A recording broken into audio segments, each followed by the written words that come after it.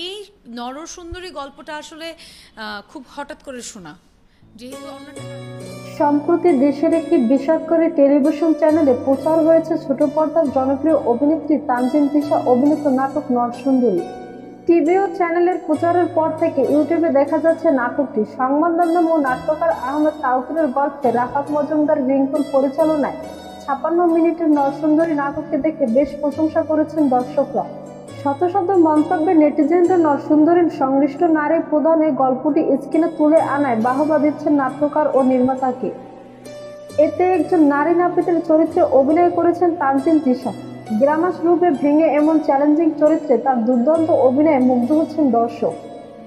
এই নাটকটি তিশার ক্যারিয়ারে অন্যতম মাইলফলক হয়ে থাকবে বলে দাবি করছেন নেটিজেনরা।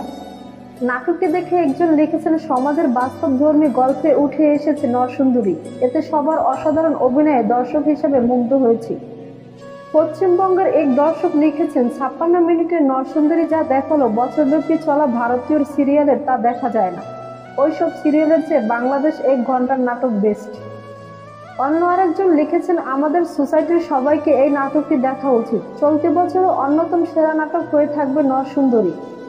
আহমেদ তাওকিরের পুতুলের সংসার ও রিক্সা গার্ল নামে 2টি নাটকে অভিনয় করে প্রশংসা পেয়েছেন তিশা। নরসুন্দরীতে প্রতিবাদী চরিত্রের মাধ্যমে ফের নিজেকে প্রমাণ করলেন এই অভিনেত্রী।